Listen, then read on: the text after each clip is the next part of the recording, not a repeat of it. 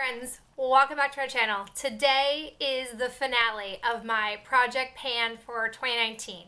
I'm going to show you the 3 products that I've used up since my last update, the ones that I have remaining, and then chat with you about the year-end wrap-up of totals, and then what's going to be happening in 2020. So let's go ahead and jump in. So first things first, products I have used up. Sadly, only 3, but still exciting. First I have is my YSL Touche Eclat Radiance Awakening Foundation in the shade BR10 Cool Porcelain. I am both excited and saddened to have used this up because I don't believe I'm going to buy this again. It is too rich for my blood, but boy, do I love it. I was here at my last update and she gone. I unscrewed the top. I kept dumping product out, like hoping for more. This is a beautiful foundation. It is long lasting. It looks lovely on the skin. It's not too heavy. If you have this in your budget, I would definitely recommend it because it is just a magical, magical foundation. Second product I've used up is an eyeliner. This is the Lorac Front of the Line Pro Black Eyeliner. It's gonna be hard because the packaging is silvery, but I didn't have a ton left. I was here where my nail is, if you can see. This went by pretty quickly. It is an easygoing pencil liner. I don't feel like, to be truthful, you need to buy high-end pencil liners. The drugstore has plenty of options, but this was nice.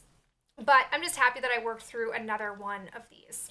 Last product that I have is arguably the most exciting thing I've used up in all of 2019. It is the NYX Wonder Pencil. You guys, this, I don't even know. I don't even know who I am. I have been panning this for 5 years. 5 years. That is less than $1 a year for this product. And I didn't even expect it. What happened was the pencil like caved in on itself. Do you see that? Lead shouldn't have holes in it. It's not a good thing, or whatever you call this. I guess it's not lead because you don't put lead in your face. Whatever, excitement. This is officially done. And it's a good thing because literally I like couldn't pull this out of the packaging anymore. But I'm now having an identity crisis because I've used the same pencil almost every time I've worn makeup underneath my eye and my waterline for 5 years.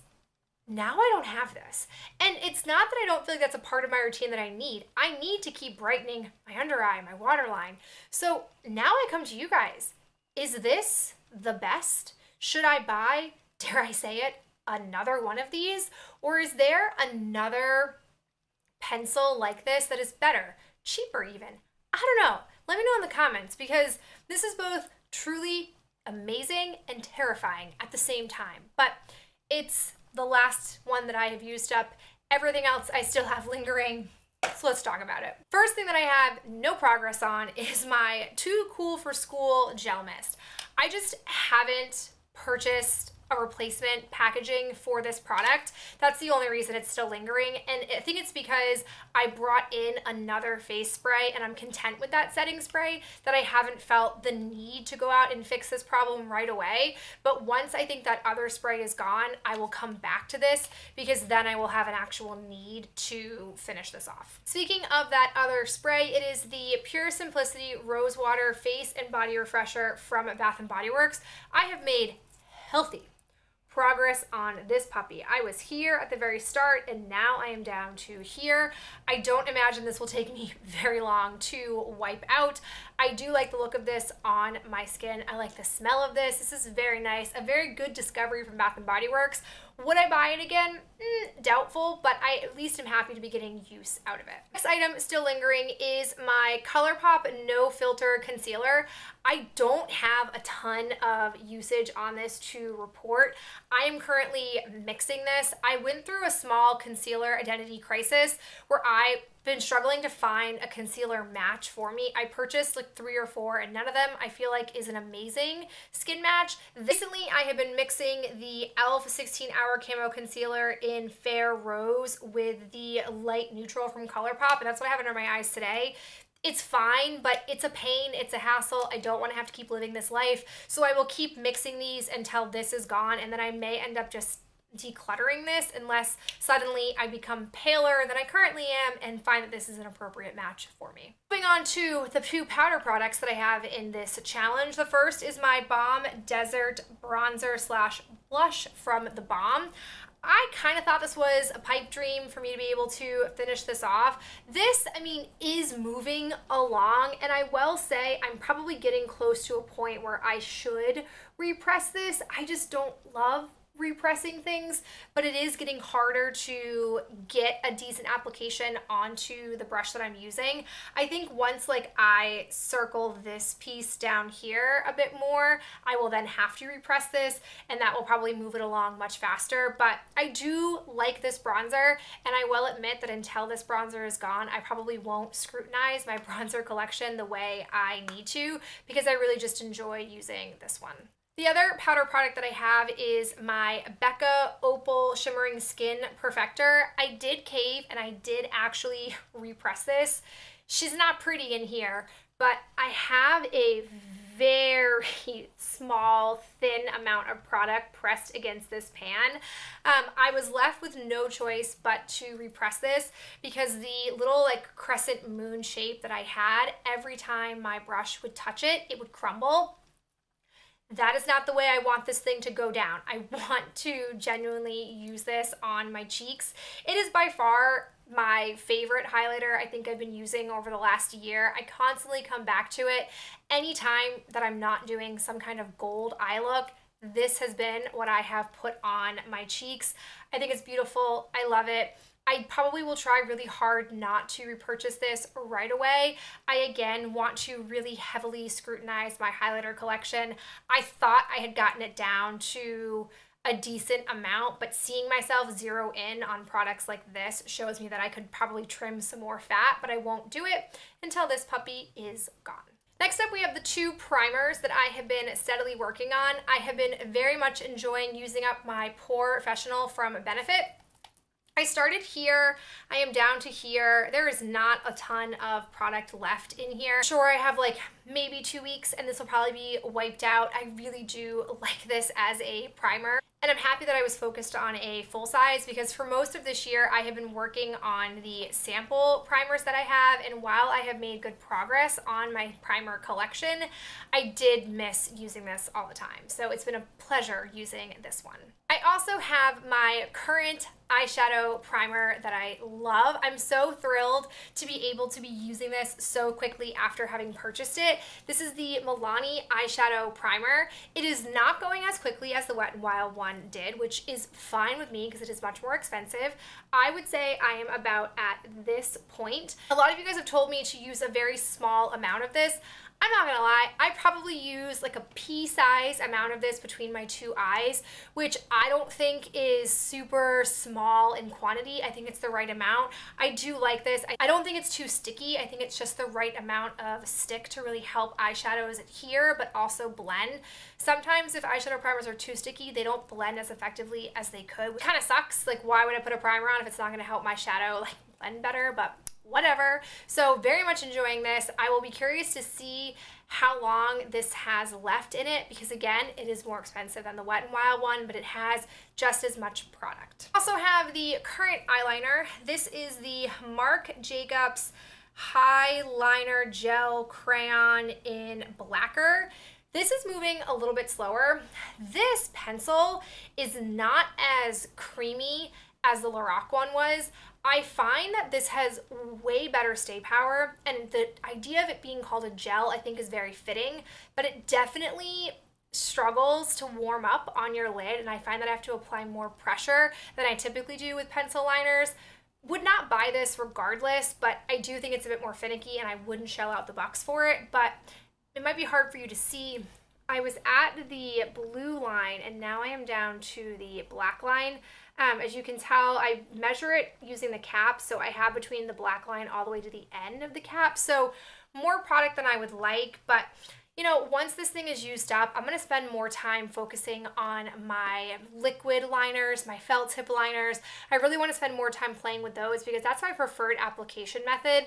And while I still have pencil liners lounging around, I'd rather enjoy using my liner more than just plugging through these somewhat okay liners. Next up, I have my Benefit Watts Up. This is what I've been using as an eyeshadow base. But I will tell you that I don't really have any progress between the last update and now. The reason for it is I haven't been using eyeshadow bases as much. I've been finding that with some of my recent favorite go-to shadows, they are plenty pigmented enough that I don't need to put a base on underneath it. And if I'm not careful, this can apply kind of thickly and it makes my lids look a little bit more crinkly than they should or is attractive. So I'm only pulling this in when I'm using shadows that need a bit more of a base to stick to. So it might last longer than I thought it would, but I don't have a lot of this type of product in my current collection. The final two products are my current go-to lip products. The first is my L'Oreal Ferris Nude Color Riche lipstick. I am kind of sad that this is what I have left because I've been working on this literally since January of 2019.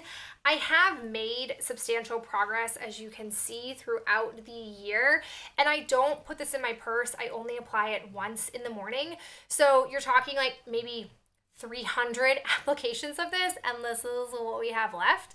I definitely am not a lipstick person by nature, but I do really like this color on me, and I've really been enjoying pairing it with different types of nude glosses. Right now, I've been working on my Buxom full-on lip polish in Sandy, and I do like the coloring of this. When I first brought this into the challenge, it was brand new, hadn't used it yet, and now I am about halfway on it, which I'm really excited about. I do love the texture of this gloss. I love the way it looks. These two together pair really nicely. I love, as I've talked about before, juicy looking lips, and this gives me a level of juiciness that I am very much attuned to. So I would definitely say that even though this might get gone before this is gone, I will probably put this into my purse afterwards because it is a really good go-to. If nothing else, this year has shown me that I actually do like a nude lip on me, which is surprising because prior to this year, I really wasn't all about the nude lip, but this combo, changing my mind. All right. Now that we've gone through those updates, let's talk about my numbers. So over the course of this year, through just my Project Pan, I managed to use up 26 items. It's not bad. I definitely know that I've used up more products beyond just this challenge, but I would love to see that number be like in the 30s range, but I feel like I definitely struggled at times this year with various products. I also picked products that sometimes are a little bit more challenging to pan than others. With that said, though, the total value of the products that I panned was $345.18, which is a really high amount. It's so interesting to me to see that for all those items, that is what they quantify to for amount of money. It feels really good to have used all of those products up and to have gotten really my money's worth out of them. I really hope that going into 2020, I'll be able to use at least 30 products up throughout my time in these Project Pans. So you might see me be a little bit more selective or might pick a few more easy items to work through as opposed to picking a lot of like powder-based products because those can be a little bit more challenging. But with that said, let's just talk about where we're going to head to in 2020. I am going to continue doing my Project Pan challenge. I am going to stick with all of the products that you saw me show you that I had not yet finished working with. I feel like I'm on a good path with those and I want to see those through to the end. Because I had so many products unexpectedly remaining, I'm only going to bring in one new product for my starting point in 2020, and that is my current foundation. It is my Maybelline Matte and Poreless in the shade Fair Porcelain. I've made a pretty healthy dent on this foundation, and I feel like it's just time that I finish it off. I really spent a long time this year focusing on a lot of my drugstore foundations, and I don't have too many left in my collection, so I'll be happy to work through this. It's what I have on my face right now. I think it's nice coverage. I find that it is not so matte that it looks soul-sucking on my face, which is nice, so I am enjoying it, hoping to work through it quickly. Alright guys, that is it for this finale. I appreciate you following my progress throughout this year, and I'll talk to you in my next video real soon.